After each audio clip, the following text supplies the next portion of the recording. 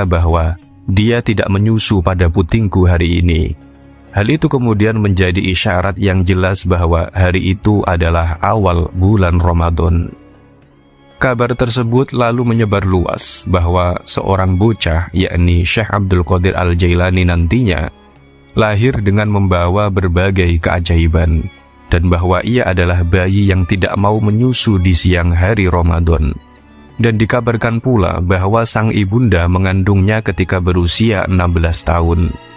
Dikatakan bahwa tidak mungkin ada gadis 16 tahun bisa hamil kecuali dia perempuan Quraisy, dan tidak ada gadis 16 tahun yang bisa punya anak kecuali dia pasti orang Arab.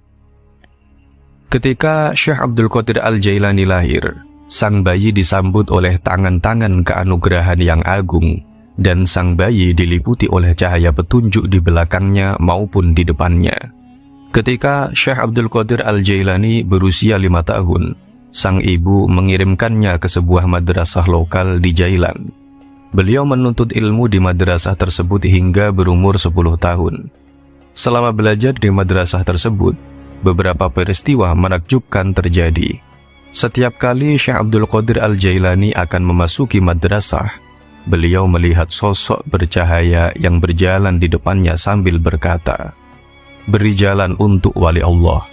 Dan ketika beliau pernah ditanya kapan beliau mengetahui bahwa dirinya menerima walayah atau pengangkatan kewalian, beliau menjawab, "Ketika aku berusia 10 tahun, kulihat para malaikat berjalan mengiringiku dalam perjalanan menuju madrasah, dan mereka selalu berkata, 'Beri jalan untuk wali Allah.' Kejadian itu terus-menerus berulang sampai aku paham bahwa aku dianugerahi walayah atau kewalian." Adalah Syekh Muhammad bin Qaid Al-Awani yang berkata bahwa Al-Jailani muda meminta izin kepada sang bunda untuk pergi ke Baghdad menimba ilmu. Beliau berkata, "Bunda, berilah aku kesempatan untuk menuju Allah Subhanahu wa Ta'ala.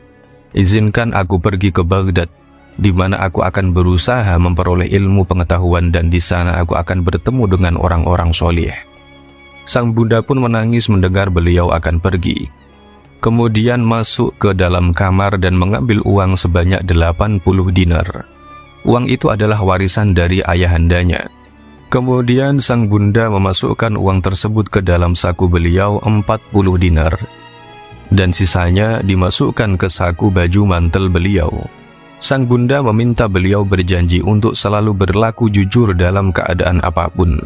Ketika sang bunda mengantar beliau sampai di depan